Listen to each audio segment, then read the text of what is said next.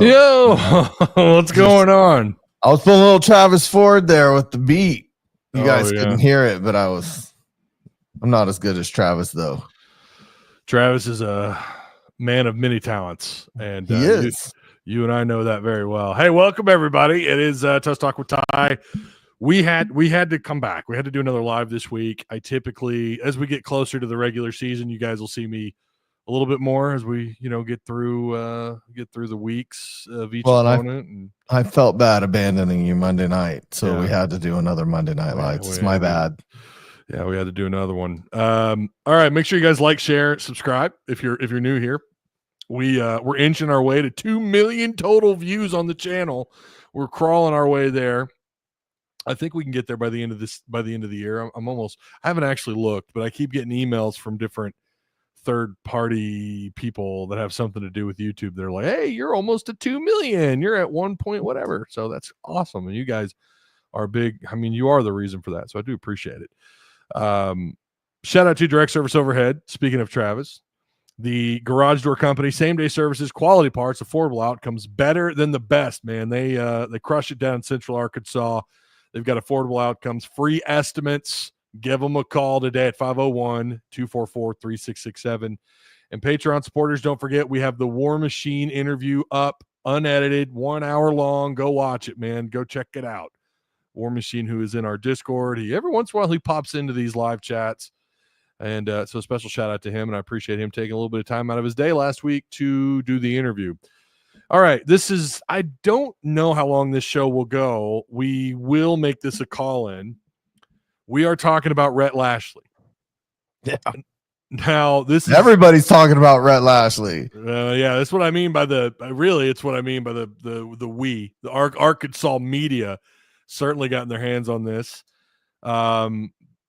This is an interesting, it's fascinating. I'll say that. So Rhett Lashley, according to Paul Finebaum, one and only from SEC Network, you guys know who he is. He's got fantastic callers, by the way. Ty plays as SMU on EA College Football 26. What did he mean by that? What? Okay. I don't know what he's talking about. Maybe he's saying you were predicting this all along. Oh, yeah, maybe. I might be. Maybe. Yeah, in our open league, I am playing as SMU on the All-American setting too. So it's not it's pretty challenging. Anyways, and I suck, by the way. That's why it's challenging to me. Other people are like, but anyways, so this is from Paul Finebaum. Tim, you have the audio. If you want to fire up the first one so we can all kind of react to it. This snuck by us. This actually happened apparently last week.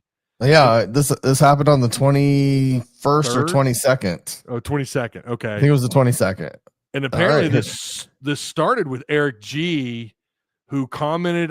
Either he talked about it on his radio show, or I think maybe John Neighbors was on his show. I don't know, but it came up, and now it kind of it went hidden there for a few days, and all of a sudden it's all everyone's talking about.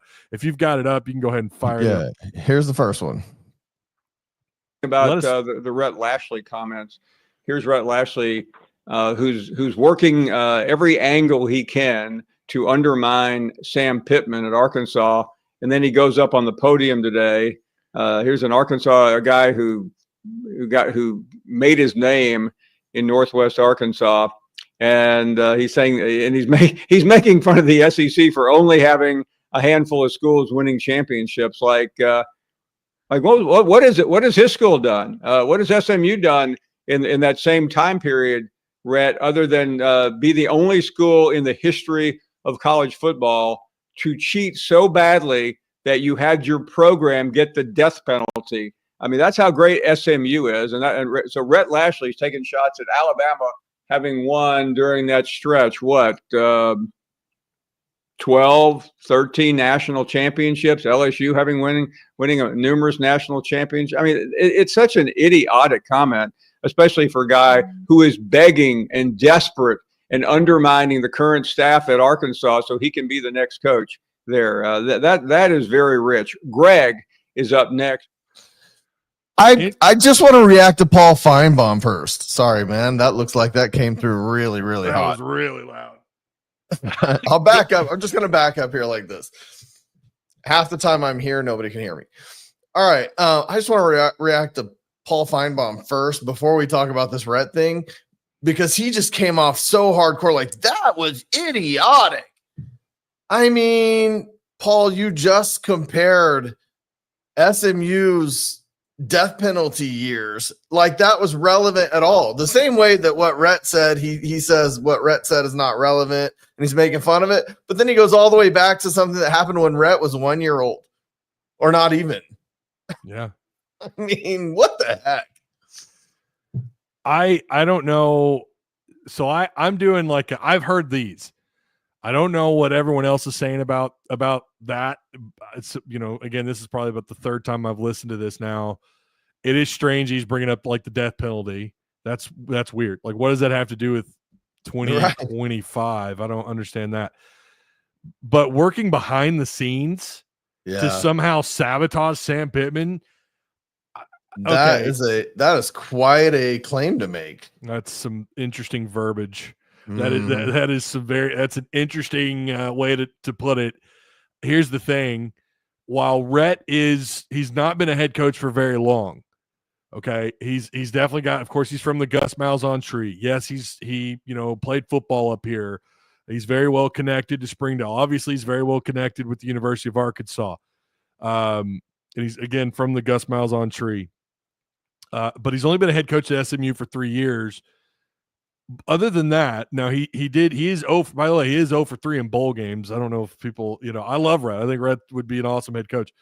But let's say if this were the case, okay, he's coming off winning 18 games before the 2024 season. Sam Pittman, it's very well known that Sam Pittman was, from a fan perspective anyways, he was on a hot seat and they wanted him gone. What is to stop the U of A from going and hiring him if he wanted the job that badly?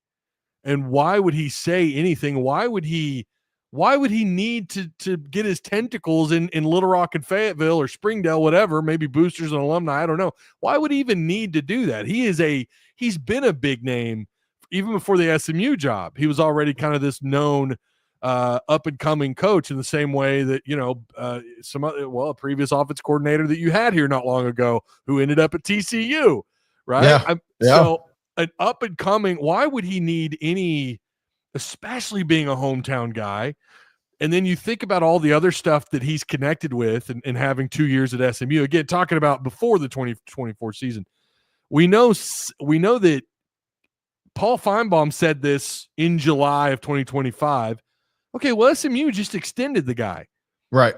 And the rumor is he's one of the top 10, top 12 highest paid coaches in all of college football.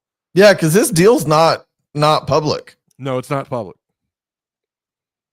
We can guesstimate. And the belief, I've heard everything from his first 2 years at SMU that he was making around or just south of $3 million a year. That's what I've heard too. So that would make sense at a school like SMU pre-2023 when he had his breakout, 11-3, went undefeated in the American Athletic Conference. The reason why he's an even bigger name now is because of what he did in the ACC, where he goes 11-3 and also goes undefeated in the ACC. Say what you want about it, whatever. Yeah, he got knocked out of the first round. He still finished the first round of the playoffs. He still finished, I think, 11th or 12th or somewhere in there, right inside the top 15. He's a hot commodity. He's currently 29-12 overall, and he has an incredible 21-3 conference ranking. So I don't know. This is just wild. So, and then you have to look at it like, okay, if this were true, then did Paul Finebaum just sabotage the whole thing? Did Paul Finebaum, if there's any truth to this, he just sabotage the entire thing? Because now if he were, let's say Rhett was really doing this stuff and he was interested in the job, and Sam, maybe there's already some kind of behind the scenes agreement between him and Hunter Yurachek, this year's over. Well, now you're going to look like a huge ass if you take this job, and like everything, the way that Paul Finebaum said that about him working behind the scenes, it almost sounds like, whoa, even though that might be the norm, right? For the public to hear this stuff, it's a little bit different. So now, if he were to take that job, what would his reputation take a little bit of a hit? Like he went behind the scenes to push Pitman out. Well, and Paul Finebaum has some real strong feelings about this because I listened to multiple episodes of the Finebaum show, which I don't do, but I did just to see. And for 3 straight days, he called Rhett an idiot. He called him, he called him all kinds of names. He, immature and all these other things. But he refused to talk about or refused to double down on that statement until all of a sudden, about 3 hours in, he said this. About it. I mean, he's welcome to try to get a job, but he's got his minions out there undermining Sam Pittman, which is not exactly a surprise. Everybody knows Pittman's situation, but the fact that he's desperately trying to get the Arkansas job while he's taking shots at the SEC is just downright hilarious. They don't make. I mean, all of a sudden, between those 2 statements, he said, "Oh, I'm not going to talk about that anymore. I don't have anything else to say about that Arkansas job. I've already addressed the Arkansas job." And then suddenly double down. He's got his minions out there. Like, that's a big statement, and he calls them desperate. Like, he's desperate to get to Arkansas. You just made the playoff. How desperate could you be? Yeah. You're in a weak conference where you could potentially make the playoff every year. Yeah. How desperate could you be? Now, the ACC is not paying SMU. They're not getting the yearly checks like, the SEC gives out to their schools. Sure. And I don't even know what that number would look like. I know the ACC, there's been schools that have complained about that have almost left the ACC. Now we've got this North Carolina maybe trying to get into the SEC, which I think would be freaking awesome, by the way, especially for basketball. Oh, my gosh. Yeah, basketball and baseball. They're kind of one of those programs in football that's like, every once in a while they're all right. They're similar to us, really. Yeah. I mean, they're better at basketball than we are. They're perennially in baseball. And then every once in a while they have a football program that goes, hey, we do exist. Yeah. SMU is absolutely I don't know anything about their baseball program, but they are certainly backed by multiple billionaires. Their NIL, their ability to go out and get whoever they want out of the portal. You don't have to look that hard. They have sorry. I'm loading up that next clip, and that's a commercial that loads before the show. Oh, are we sure about that, Tim? Because that sounded positive. Chat, you tell me, what was that? What did we just hear on Tim's phone? But yeah, the money is deep in that part of the country. It is. Now, the only incentive. Well, okay, look, there are, again, if we're going to pretend like Paul isn't, blowing smoke here. And I just don't know what he gains to blow smoke in this situation. I don't either. To just make Rhett Lashley look bad. I don't understand this, but here would be maybe some of the benefits, right? For Rhett Lashley to come over to the SEC. There you go. It would be him in the SEC, like making the playoffs. Yeah, don't get me wrong. Making the playoffs is a big deal, but with SMU doing it, who really whatever, but then you come over to the SEC and you're able to do it.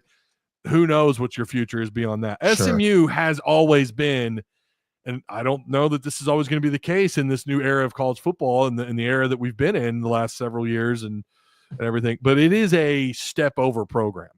Like coaches don't go there. They don't see that as a job. You're going to, it's a step over. It's kind of like Arkansas State. We've seen coaches use Arkansas State to either springboard back into relevancy or whatever. Tim, be lonely. I'm not that lonely. Trust me, I'm not that lonely. So what was interesting? What's interesting is that was the first day. Those 2 comments happened in the first hour. So the next day, someone called in and they were like, "Paul, do you really think?" And so I loaded this clip up for all you who wonder what I was listening to. Let's hear it. Into the coach job at Arkansas. Okay, we'll back it up just a second. Okay. Thank you. But the other thing is this coach from SMU, Do you feel like he's trying to weasel his way into a coach job at Arkansas before Sam's even left?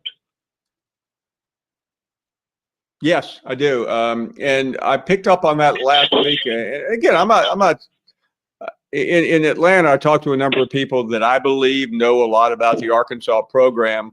And to a man, they all told me that Rhett Lashlee has his tentacles out trying to undermine Pitman and obviously Bob Petrino. And he's a hot coach. And I don't need to tell anybody from Arkansas. He was a big time coach in Northwest Arkansas.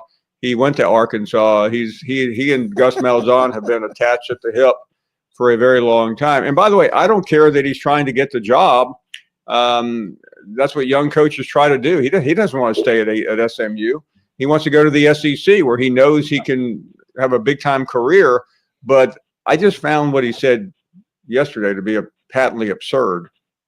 Well, Paul, just a question. Do you think Arkansas needs another high school coach from SMU? Fair. Well, Paul doesn't really address that question. He just says that's a reference to Chad Morris, the worst coach in SEC history. Yeah. That's his response to that. Yeah. He doesn't even take a shot at Rhett there, but I do want to address something because I listen to John Neighbors. I listen to Inside Arkansas or whatever his show is. I don't really pay that much attention to it, but he was like, "Oh, I don't know why they keep saying he cut his teeth or made his name in Arkansas." I think people may not understand Rhett's ties. Some people know, like he went to Shiloh, but Rhett Lashley owned the state passing records in every statistical category in the state as a high school football quarterback. Yeah. Yeah, he owned all of the quarterback records across the state. And then he went to help coach at Springdale and he went to help coach at Arkansas. So, I mean, he has been attached to Gus from high school. Yeah. He also, he worked at Harbor for a little while. I swear Under Chris Wood. Is that what it was? Was it under? So Chris Wood was also a Gus Malzahn guy. So if he worked at Harbor, it's still part of that Malzahn tree. Yeah. I don't remember him being at Harbor though. I think he was there maybe like coaching probably quarterbacks or something. I don't know, but I swear I remember him being there. It was just for like a year. Yeah. But his name was made in high school. It wasn't like he was the average quarterback in high school. He held, I don't know if he still does, but he held all the state records for years. I feel like they've probably been broken. Some of them by at this point, probably. Yeah, that was he's my age. I mean, he's literally I think he's a month older than I am. He was born in 83. But yeah, I think when people heard that, when they hear Paul say that, they think that, and I did too, I'm guilty of that too. They thought that maybe he was claiming like as a high school coach or the impact he had at the U of A. He was a backup quarterback at the U of A. Not that matters, but yeah, he's kind of been all around. Yeah. And he was part of he was with Arkansas State. He was at Auburn with Gus. He was at Tulsa. Yeah. He was offensive coordinator for SMU in 2018 and then to Miami. And then his second time at SMU, he's the head coach again, where he's not won a bowl game yet. Whereas Sam's 3-0 in bowl games. But I will say this, and I can already hear the angry comments being left. Yes, I would absolutely take Rhett Lashley over, and I do think he's a better 100% than Sam Pittman. 100%. I'm just throwing the whole bowl thing out there because people also want to, talk about the 3-0 for Pittman's record in the bowl games, which isn't a small feat. That's not done very often at Arkansas for a head coach to win their first 3 bowl games. But yeah, he was under Manny Diaz at Miami in 2020, and then he took the job at SMU a little while later. But he's done nothing but good. And here's the other thing too. Let's go back and let's pretend like, let's just think, okay, Sam Pittman's gone, right? Let's fast forward a little bit. Let's go to November, December. Sam Pittman's out. And we've talked about this before when Rhett Lashley's name. Listen, I've been on the Rhett Lashley train for like 2 years. Okay. I when he was doing stuff at SMU, and then he's working with Diaz at Miami. I've liked Rhett. No, that's not an NWA bias thing or whatever, but I've kind of slightly kept an eye on him a little bit. And I do this with several coaches that are from the area or from the state, where I kind of keep up with them a little bit. Like Barry Lenny Jr., former tight end coach. What's he doing now, right? Like, so we're kind of keeping up with these guys. I never imagined he would take SMU to the playoffs, but people have to remove SMU out of the equation. If we're talking about Pittman's gone, who's the next guy up? Well, I don't want him because he played at he coached at SMU, and so did Chad Morris. I got a lot of that last year. I got a lot of people in Discord telling me that. Well, maybe not a lot in Discord, but a couple of people who were making that connection. And then the live chat's the same way. Again, I'm not saying that this is going to happen, people. By the way, I don't know what to make of this. Part of me thinks it's kind of nonsensical. I just don't see it, especially with the extension. But if it were to be the case, we have to remove SMU out of the equation. You have to look at what this guy's done, and it's far superior than what Chad Morris did. I think he had 1 7-win year in his time at SMU, whereas my God, Rhett Lashlee made the freaking playoffs, and he went 16-0 at SMU his last 2 years in conference play. So Chad Morris is not anywhere near the coach. Doesn't have the system. Doesn't have the culture that Rhett Lashley has. No, I agree with you. And to be fair, I don't think Sam Pittman does either. By the way, appreciate everyone for being in here. Thanks for coming along. We are going to we're going to get the link out here in just a second. We'll let you call in. I was tagged, and then someone DM'd me, please post the link. I want call-ins. So we're going to get some call-ins here in a second. One last clip I don't have pulled up. Rhett actually goes on the Paul Finebaum show a couple days ago. He did. He went on there, and he kind of backed off his statement a little bit about the SEC and the 6 teams, but he was like, look, I'm speaking facts. I'm not trying to say anything that isn't true. It's just a fact that this happened. And Paul Finebaum said something that I think showed that he knew his case was weak too, because he was like, well, Rhett, this is not a direct quote, but it's roughly what he said was, Rhett, sometimes we in the SEC get a little sensitive when we get criticized. And it's like, oh, okay, so Paul recognizes maybe he's gone a little bit too far. Yeah. Do you think there's a shred of proof that this could be happening? I mean, again, don't put aside the NWA connections, the U of A connection, all that. I have no reason to believe this is happening if you put aside the fact that Rhett's from Northwest Arkansas. There's no reason to believe this is happening. From anything I see, why would you leave SMU with gigantic donors and a successful program in a weak conference where you can go to the playoff every year? I mean, his record will reflect he went to the playoffs over and over and over again. Why would you do anything different than that? Yeah. And they did, that moved the ACC, even though they're not getting paid. And I guess they're paying. Someone said in chat that they're paying to actually be there. They bought their way into the ACC the same way Memphis tried to buy into the Big 12. To the Big 12, that's right. Yeah, I remember that now. I don't know what July's talking about. They aren't great wins either. If he's talking about what Rhett's done at SMU, I mean, the guy did go. I'm with you that the ACC is not anywhere near the SEC is. But going 8-0 in that conference, 11-3, making the playoffs. I don't know if July is talking about that or not, but I would. The bowl games. Okay. Oh, Sam's bowl games, the 3-0 bowl games. Well, Penn State. I mean, that was pretty good. I mean, he deserves credit for that. Remember, we were without Burks in that game and a couple other players. I know Penn State was riddled with opt-outs as well. Here we go. Jeremy, what's up, Jeremy? Hope you're doing well, man. The question I have though is what conference isn't top heavy? That's actually a good point. Yeah, I mean, Rhett was not wrong in what he said, and that's what he said. The SEC was top heavy. Yeah, they want to call it balanced, but it's really top heavy. And he said 6 teams have won the championship since 1964. I need to ask Mark Rogers, voice of college football. I'm supposed to be on his show sometime next week. I need to ask him. He's got the numbers of the SEC versus non-con, and I think it's combined bowl games in regular season. And brother in Christ, it is It's not even close. Like the SEC just trumps all these teams. I don't know how you want to listen. I've said this for the last several, gosh, I feel like the last couple of years, SEC football is taking a step back. It's not what it once was. You can't hoard 4 and 5 star offensive linemen and defensive linemen, linebackers, corners. You can't hoard that kind of talent like you once were able to do. You can't do that anymore. So when you get a little banged up in an area now, if you're Georgia, it's not like it was 4, 5, 6 years ago. Oh, well, there's the next 5-star. There's the next guy we're in the middle of developing. We're just going to throw him out on the field. He's ready to go. It's not like that anymore. Well, we've talked about the NIL creating parity. Yeah. And they do beat each other up. So all of a sudden you're hoping your 8-win team, which would normally have been a 12-win team, makes a playoff. Yeah. You know, because it is a little less top heavy than it was, but it's still, there's still certain teams, Alabama, LSU, Georgia, are always going to kind of float at the top.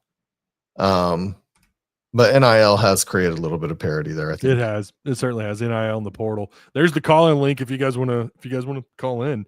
I know John said he wanted to call. War Machine says the ACC is a sinking ship. That's fair. That's definitely fair. The ACC is it feels like it's been on its way out now for like the last, I don't know, decade. It's just but it's better than the American Athletic. And when SMU moved into the ACC, the thought was, well, he's not going to do that again. He's not going to win. He's not going to do what he did in the American Athletic. That's not going to happen. Well, he did. Yeah. All right, here we go. John, what's going on, brother? See, this is typical John Hotz. He says he's going to come in, he's going to be there, and then he disappears. All right, John. Crickets. 3, 2, 1. Let us know in chat, John, when you're able to connect. Again, that link is available. I'll post it again here in a little bit. The crickets took me. Jeremy says the Big Ten is doing a better job at retaining their top talent. They really are. Look at Michigan the year they won it. Giant asterisk next to it. Ohio State and Penn State this year. Penn State's going to be good, bro. Penn State is going to be good. You think so? I'm on that ship. Yeah, I think they're going to be pretty good. I might actually put them in the top 2 in the Big Ten behind only maybe Ohio State. I don't know yet. I think they're going to be for real. Oh, here he is. He's going to try again. Let's kick this one out. Hold on. Kick from we better not. There we go. John, can you hear us?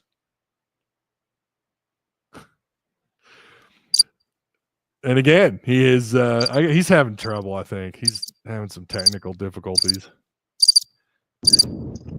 Oh, there he is. What the hell's going on with this damn thing? What's up, man? All right. Can you hear me at least decently? Yep. All right. Hopefully my camera don't take no pictures. Okay, so I've been sitting on this Rhett stuff since Sam Pittman got the hip. Okay? Rhett wants the job. His wife doesn't want to leave. Rhett was making $3.25 at SMU. And he's gone. That's what happens when the FBI intercepts your phone call. While we're waiting on him or SMU, he is down in Texas. He is in that part of the world. Please, sweet baby Moses floating in a basket. Let it be true. Back up the Brinks truck and hire Rhett. Let's move on from Gomer Pyle. Please, Lord, let it be true. Oh my God, that's great. Oh, that's Tim. Y'all got to try and top that super chat. There you go. Holy cow! I got a Marco Polo. You T-Dub. I got a Marco Polo. Wait, I've got to finish your last one. James transformation, is it pure training? Oh yeah, they're talking about the Desmond James stuff. Oh yeah, we could talk about that here in a little bit. That dude is on some steroids. If that picture's real, if that's not an AI image, he's on steroids. Sorry, I'm sorry. As someone who lifts all the time, as someone who benches 325, That dude is on steroids. There's no way. What is trader talk? What was it? Me saying Penn State's?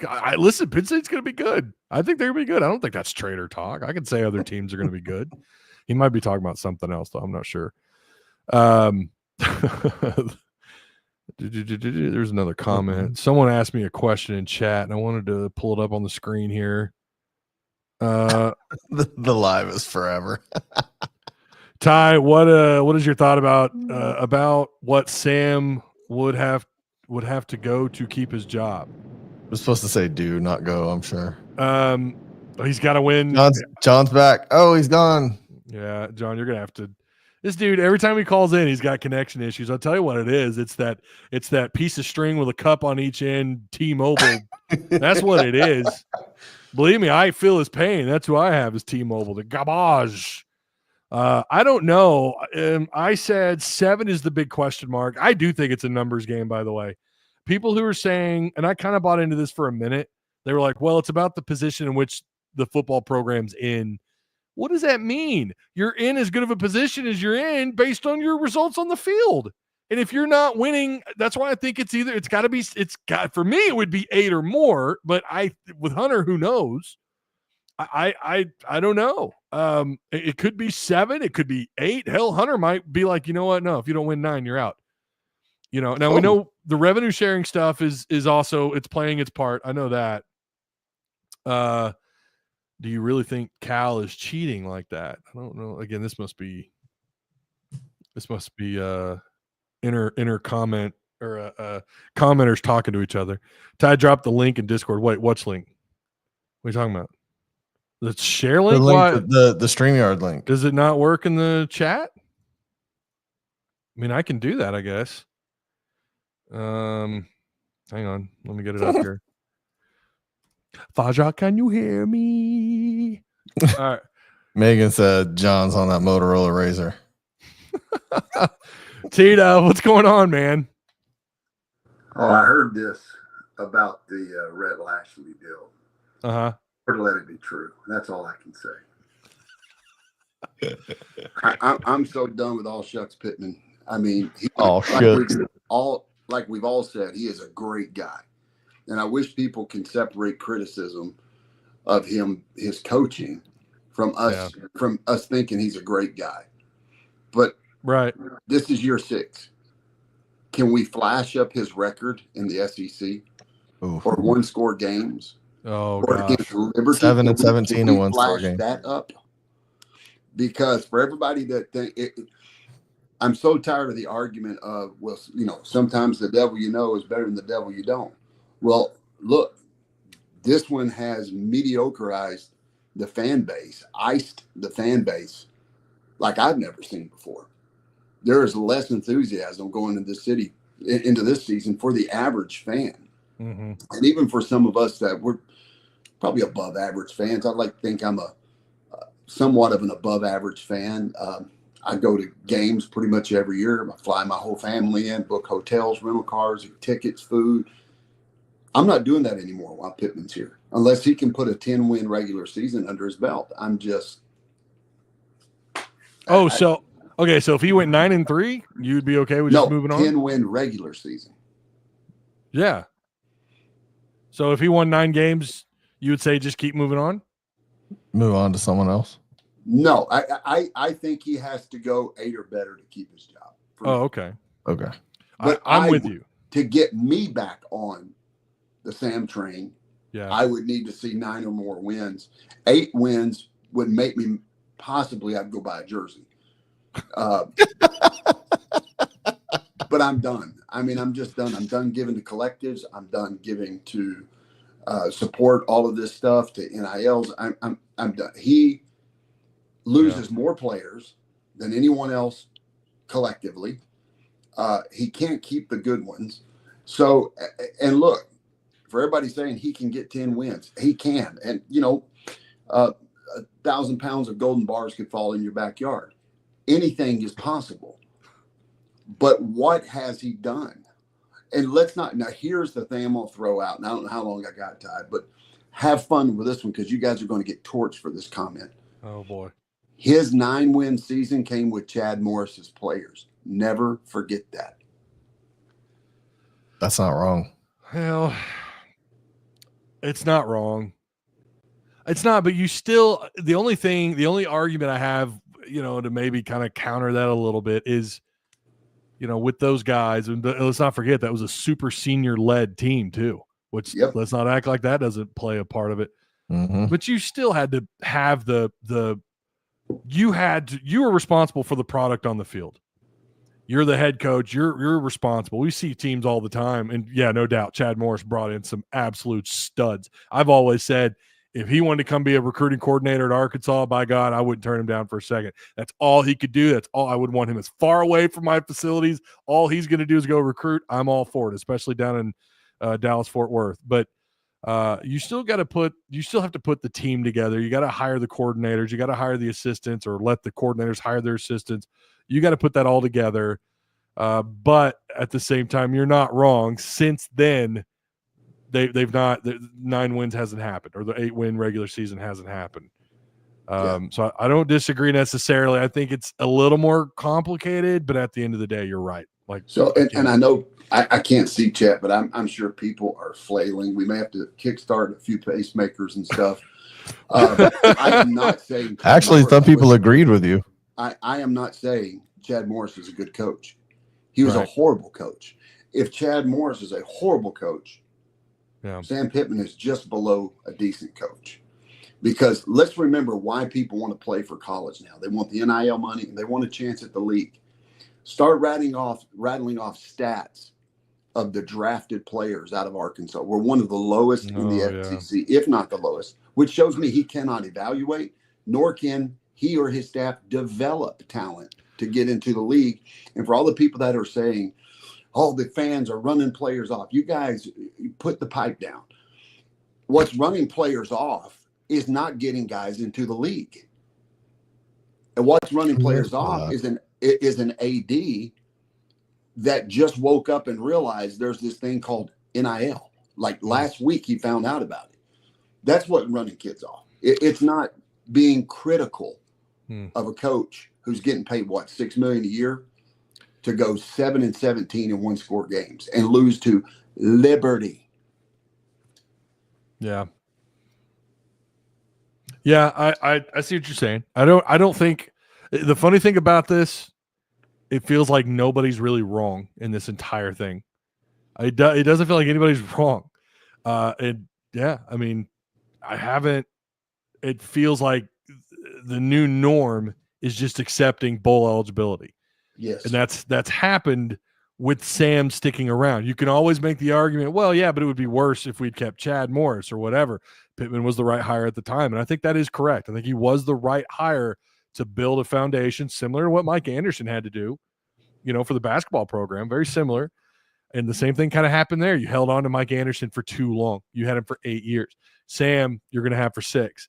It feels like you're holding on to him for too long. But there is kind of I do think that money plays into that. I do think that, I don't know if they're flat broke, like Kanye West would say years ago before he went crazy. I don't know that they're completely broke, but maybe there's something to that. And the portal, I mean, he's had there's been so many years where it's like, my God, 20 guys have entered the portal. Like, how do you sustain any kind of success when you're having that many guys? And why are they leaving? Is it Pitman? Is it lack of resources? Is it both?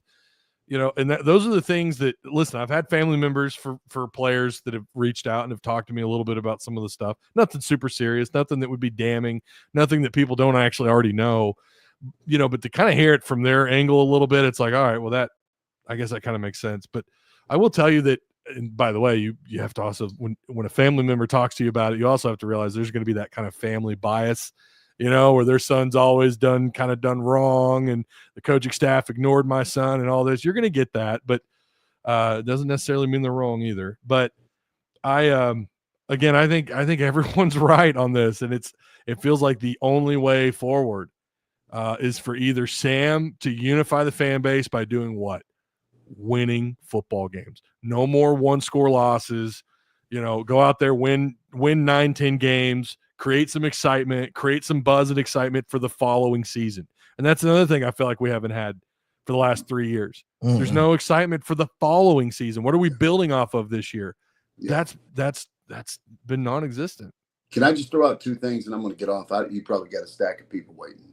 Just one. One is I told you this on Polo, and I'll just throw it out there. You don't have to really go. It's just something to marinate on for everybody in chat. I just did see somebody was saying that why are we mad at Sam for going to the lake but not Nick Saban? Probably 6 national championships is why Nick Saban doesn't get. So again, back away from the pipe. So there's no way of comparing Sam to Nick, but that wasn't even it. One, Chad Morris was a horrible coach, awful, a horrible coach, and wasn't a great human being from what we're told behind the scenes. Mm-hmm. But Chad at least had our fan base more unified than Sam, because we were all wanting him gone. Well, There wasn't anybody saying, I think we ought to give Chad another year.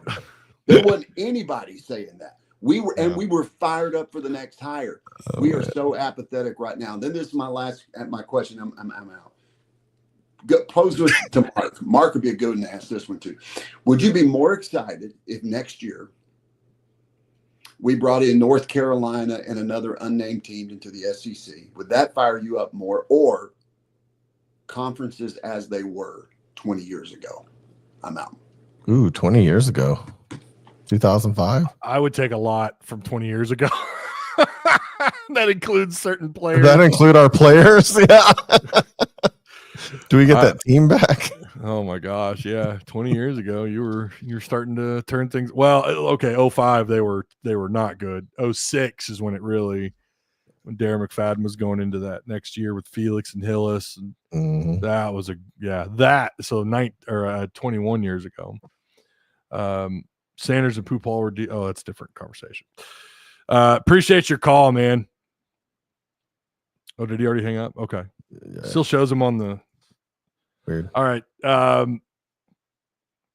don't necessarily know that anybody's just dead wrong, unless you're saying like, well, someone said right there, by retiring that would unify the fan base. Not necessarily, because what if you hire what if you do hire another Chad Morris, another former up and coming offensive coordinator? I say up and coming, like Chad wasn't exactly young, but you know what I'm saying? Like someone in that realm.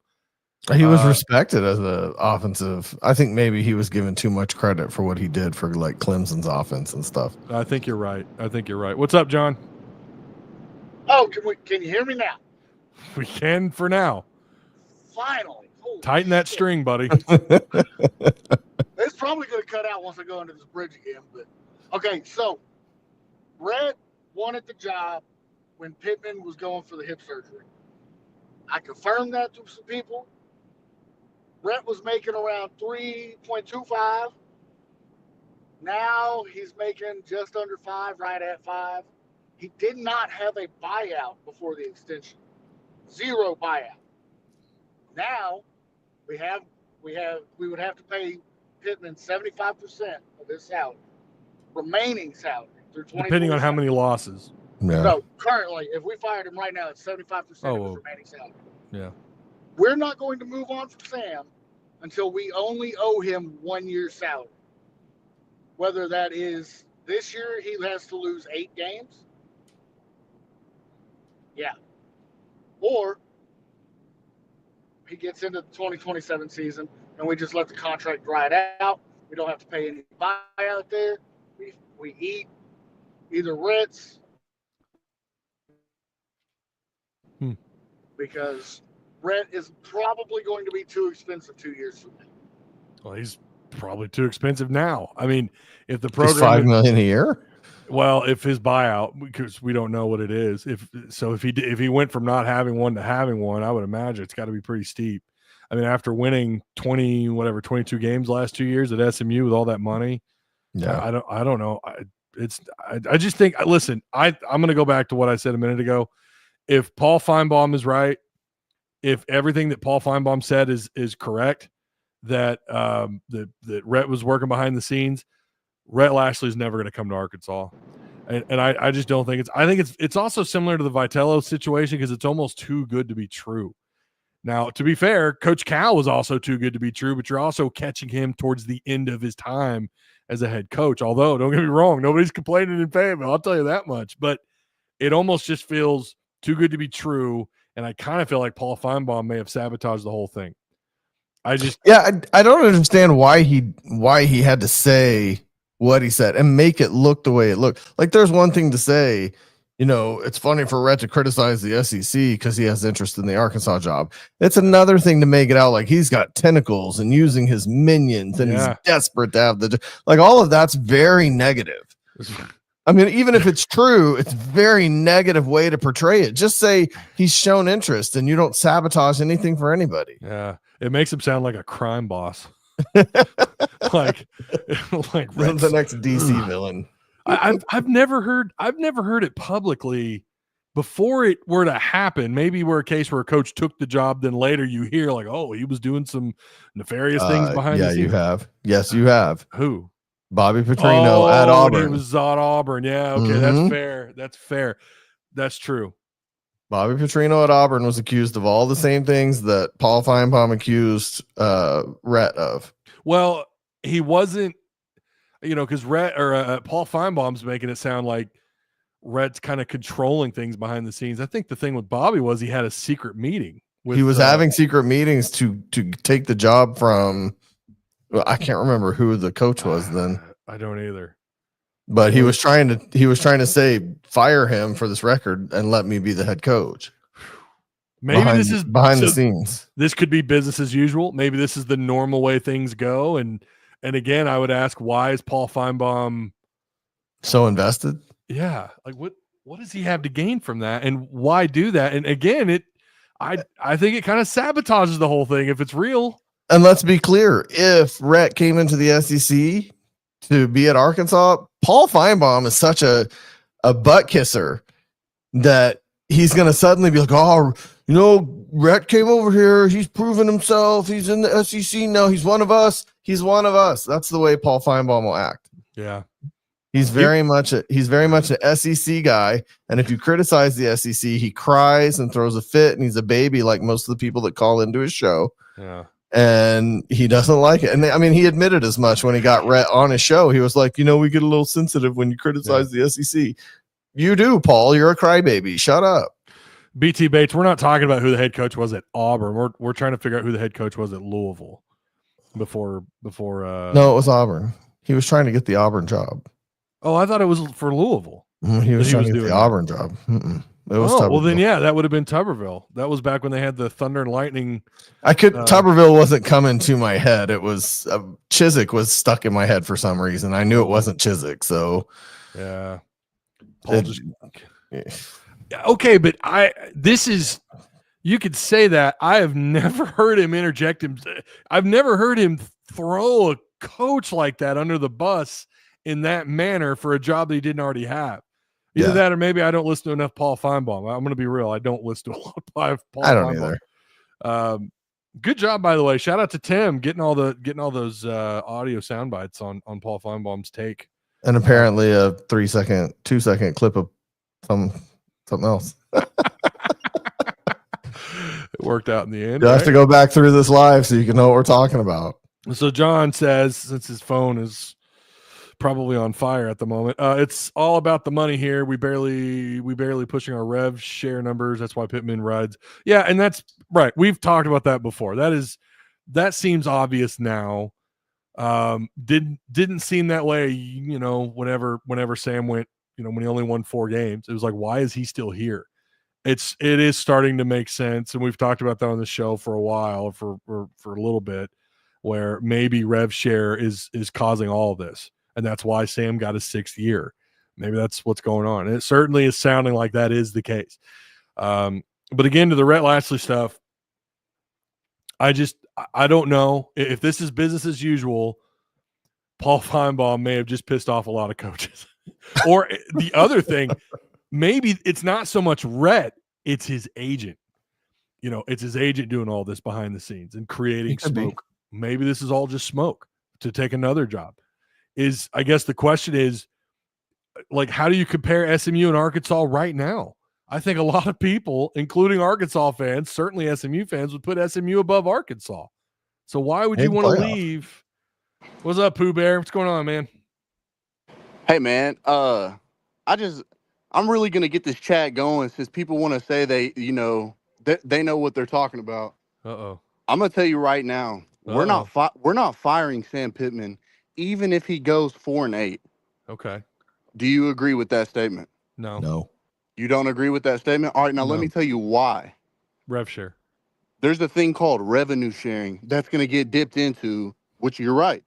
We're not gonna fire him because why would we spend that money on him when we could spend his buyout money on players, giving him better talent?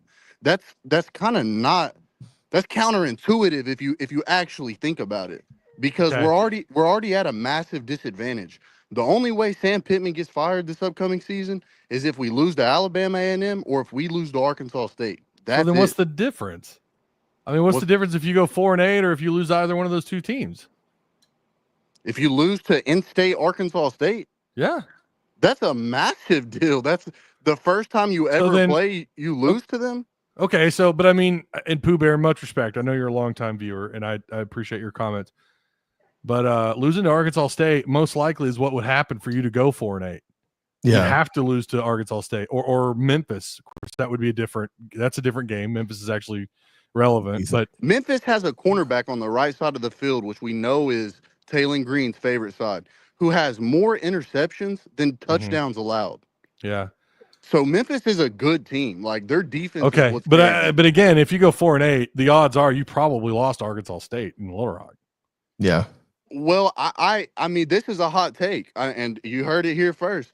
But I think Auburn's going to turn it around. Auburn's going to beat Georgia at home. That's the caliber of team that Auburn is going to be this year. Well, I don't want to change the subject, but I do wonder about what's going on with that Auburn quarterback. I heard they had to really kiss his ass and make his defense play bad to get his to not hurt his feelings. His own coach said that at SEC Media Days. That was weird. He said we have to build up his confidence by telling the defense to play like crap at the end of practice, so he leaves practice with a good feeling every time. So they always make their defense play like crap to make him feel good. That's scary. If that was happening in Arkansas, oh my God. I think we'd fire the coach for that. Like if the coach admitted that, we tell our team to suck so that we build his confidence, I think we'd fire him. Well, but if you think about that for 2 seconds, really quick, I don't mean to interrupt, but dude, everybody was saying Nick Saban was coming back during media day. That is literally the definition to get clicks. That's just to get people to, you want people to not think you have a good defense, to be fair. I mean, if we're being honest. Yeah. And here's another hot take I'm just going to throw out there that's kind of irrelevant. If North Carolina comes to the SEC, I do expect Nick Saban to come back to coaching, to go team up with Bill Belichick at North Carolina. But that's besides the point. I feel like they take advantage. They've been doing this for a very long time. They know coaches, Hugh Freeze. So when he gets on SEC Media Day and says that his defense is, they're saying this, I kind of take that with a grain of salt, just because I feel like that's a smoke screen. That's just my opinion on that. Let me ask you this though. I want to go back to your 4-8 thing. You don't think that 4-8? I mean, do we not start thinking about ticket sales and your position within the SEC? I mean, of course, they already think about that, but it's already bad. But you don't think all the media guys at SEC Media Day got us going 14th. How much worse can we get? I mean, let's be honest. We're not going to get to Mississippi State level. We're not, because that's a complete rebuild. So at best, we're going to be better than Mississippi State for the rest of Pittman's tenure, in my opinion. But again, the argument, I don't know how the hell you keep a guy at 4-8. Fan apathy is at an all-time high that I've ever seen. And if it starts affecting ticket sales, merchandise sales, all that stuff, I don't know how you keep him when you're already struggling, to keep the attention. I was looking at something the other day. Their tweets don't even get attraction. Their tweets, they're showing off, if it's not Hogs Plus stuff, it's whatever from the U of A. They're not getting traction from fans. I've never seen this before. This all relates to finances. I understand that maybe they are broke, but this is the other thing.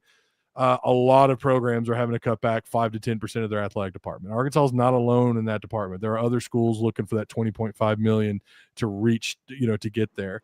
I don't know. I've said all along, and you might be right. Hell, they might, if they finish 4-8, maybe they would keep him. I think it would be crazy. And you talk about fan, I'm not saying I would keep him, by the way. That's not my opinion. No, I hear what you're saying. Yeah. I just don't see them making a move because with the debacle, because I don't necessarily, trust me, I was the first one, like, I'm not saying I'm the one that started it, but I've never really been a Pitman connoisseur. But now that I've looked into it and now that I've seen that, we had a pretty bad pass defense, we see that he doesn't really get much support from the people above him. Let me ask you this. How exciting was it when Petrino flipped Madden Iamaliava on signing day? That, in my opinion, that's all it would take is a big flip similar to what Michigan did to LSU with Bryce Underwood. I'm not saying go crazy and pay a kid $12 million or anything like that. But if they go get a 5-star quarterback somehow because they know they miraculously learn how to manage money, because it's not like we have a bad basketball program. It's not like we have a bad baseball program. We're selling every sport. Every sport is getting sold out. So, I mean, they just got to learn how to manage money. And in my opinion, that's all I think they would really focus on is trying to get that big recruit. And I think that would help. Well, dude, I mean, they did sign. Go ahead. I think the issue there is we have what's considered a top 12 quarterback right now. I know that's going to be a hot take too, but he is a Maxwell watch list guy. That's the top 12 quarterbacks. I don't think that a big splash, or taking the revenue sharing and getting more players for a system that's not working. I don't think that's going to be their answer to say, well, Sam's buyout, we could use that money to get better players for Sam. They're not going to do that. They've already given Sam good players, not as good as some of the SEC schools, but it's not like we haven't given him some good players. The system isn't working.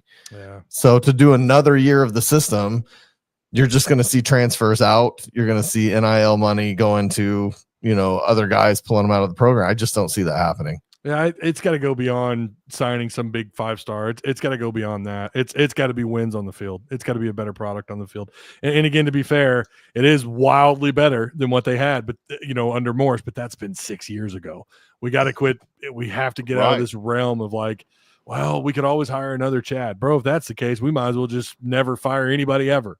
That's the risk that you take.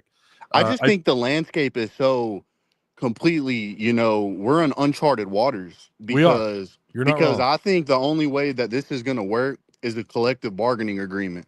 And I don't think that's going to happen. I think the NCAA is going to be granted antitrust exemptions and they're going to be able to cap payments legally. I'm not saying they're going to be able to enforce it. I'm just saying I would be surprised if they didn't. Mm-hmm. I think the Tennessee athletic director has been talking about that. He's been trying to push that to basically a players union is what you're talking about. Right. And I've said all along, I think that's probably going to be, that's going to be necessary. I'm not saying the NCAA does not like Tennessee though. Look at what's happened to them though. Look at Michigan. Listen, and I'm just pointing it out. Look what Michigan, quote unquote done. But Tennessee does I think it was a couple phone calls and they got, the death penalty over a couple phone calls. The NCAA does not like Tennessee because Tennessee does fight them in court. They're the ones that try to push back more than anyone. And so in my opinion, they're the ones that's causing a lot of the problems out of spite. Just from somebody 20,000 feet up in the sky, I have no idea. But, they have Vanderbilt. They have some of the best attorneys or, lawyers for that matter in the country, So I feel like they really look into this and they try to, because I agree they're whoever the first NIL deal to get denied is coming with a lawsuit. That's the next thing that's going to be filed. So I mean, that's just why it's so complicated. Listen to what we're talking about when we're talking about college football. I just don't see, especially Arkansas, I don't see them making a move, especially when nobody knows, what's coming next. Like, all these kids are fighting for eligibility, and there's just too much going on to fire a coach. And that's not how I feel. That's just my honest opinion on the situation. Okay. All right. Well, that's fair. Still disagree with you on the 4 thing, the 4 wins. I still disagree with that, but you could be, you are correct. Time will tell. That's the beautiful thing is we're going to find out. Well, I've got a different take on how many wins they're going to get anyways, but may not even matter. But that's what I'm saying. Once it plays out, once we see how the season ends, once the smoke clears, we'll know by December for sure. Yeah. I think you're right. Appreciate your call, man. Hey, appreciate you letting me on. Y'all have a blessed day. You too, man. Yeah, there is a lot of uncertainty. We are in uncharted waters. He's not wrong about that. I mean, we are. This is uncharted. But that also means that's uncharted for us as fans, not just for the program either. So we don't necessarily know exactly all the finances through the university. We don't know how broke they really are. I think they are probably struggling a little bit, but who knows if they don't have some funds pushed to the side, as JIC money for this very thing that we're talking about, for maybe moving on from Sam. I mean, that's a hopeful take. It is a very hopeful take. It's a very hopeful take. But, I mean, who knows? If he goes 4-8, I just don't know how you sell that to the fans. I don't know how you sell that to anybody. I just don't. And at that point, I'm going to tell you this right now. If he is correct, and he's not the only one saying this, by the way. We've got several people, that tell me this all the time. Like, Ty, he could win 5 games, whatever, and he's still going to be here. If that is the case, do you deserve to be in the SEC? Like, if that is the case, you can't make a change with your head football coach because of fear of revenue sharing and all this other uncharted water talk. You can't make a change. Do you belong in this conference? Like, you belong. We belong in this conference. Our AD may not belong in this conference. That's the other question. How long does if this all gets botched? I'm not one of those people that sits here and goes, man, I wish we'd move to the Big 12 where we could dominate. I don't want to do that. Yeah. I want to learn to dominate in the SEC. Oh, yeah, I don't want to go to the Big 12 or the Conference USA or whatever they're calling themselves now. I don't want to do that. Yeah. Why leave the SEC where the money is, where the stature is? Yeah. I'm not for that. If your AD isn't hacking it or your coach isn't hacking it, make changes. Yeah. You're going to have to because your position under Hunter Yurchak, and to be, again, yes, it's better than where he found it when he came in to be the AD as far as the football program. It is better than where he found it. The question is how much better, and is this sustainable moving forward? If Sam were to go 5-7, 4-8, and he keeps his job, how sustainable is that? Well, and let's be honest, the entire athletic program is better than where he found it.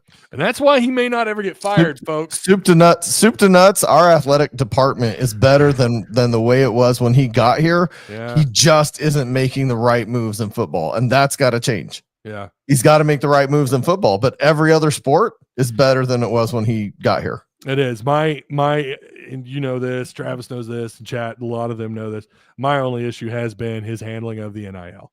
I don't think that you're in the situation that you're in necessarily only because of that, but my God, man, it just feels like we're behind the 8 ball on some of this stuff, and I don't know what the fix is. I don't know that I want to fire Hunter. I'm not saying that you should, but football is king here. Football is king across from Texas all the way to Florida into the Carolinas and the Virginias and it's what matters, and you're not competitive in that area. It's fans, they're going to turn on you, which they have.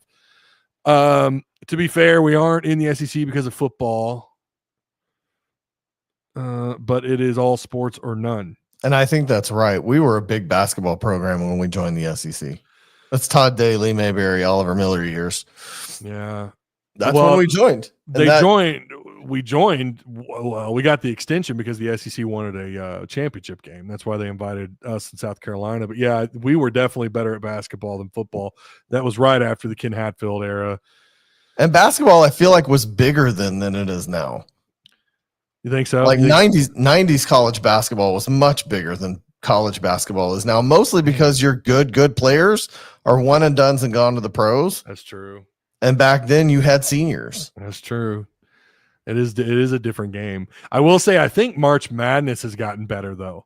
But I don't want them to expand it. I don't want it expanded. I want just keep it the way it is. I don't want more teams. I don't. Actually, I think it was Calipari suggested that they move to a baseball style tournament, and I don't hate it. With the regionals, the super regionals. Oh yeah.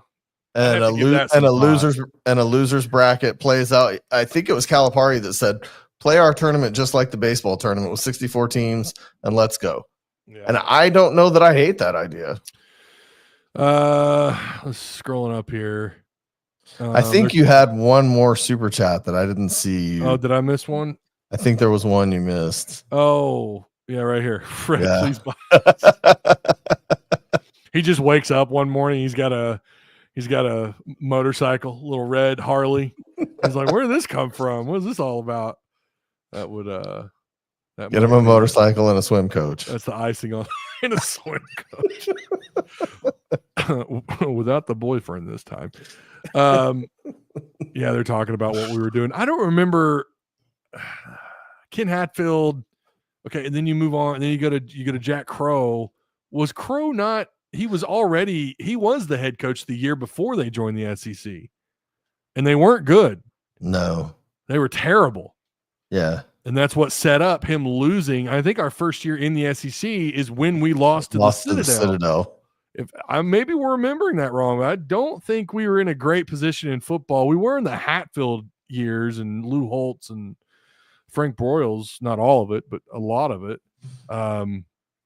With basketball, you guys got to remember we were pretty good. I mean, Final Four and Elite Eight. Final Four was kind of the expectation. I was gonna say there were expectations from maybe the.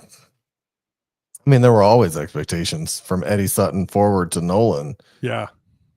So basketball was always big from Eddie Sutton to Nolan. Nolan's first couple of years, he caught so much heat because it took him some time. The Harley has to come with a block. I said a swim coach. Oh man. Well, hey, I do appreciate everyone for being here. Listen, I got a comment my last live show. Someone said that they didn't like the negativity. They were unsubscribing. Listen, Tim, Travis, and I, we're going to just always be honest with you guys where we're at. If that offends you so much, I'm going to unsubscribe. Well, then you know what? Go do that. That's the great thing about free will. You can absolutely go unsubscribe. And I hope everybody else who doesn't mind a good conversation, a good argument, a good debate, shout out to the people that called in, Tim, John Hawes, and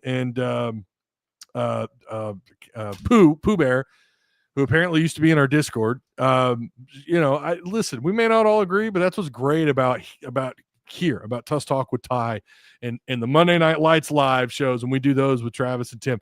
We welcome all conversations, all debates, all disagreements. Maybe we all agree. We argue with each other offline. We do argue. We don't always agree. And yet we're still here doing this thing until we're not. And I hope that's no time soon. I really enjoy having you guys on. But again, before you guys leave, make sure you like, share, hit the subscribe button. I do have a challenge. I have a challenge for Discord folks.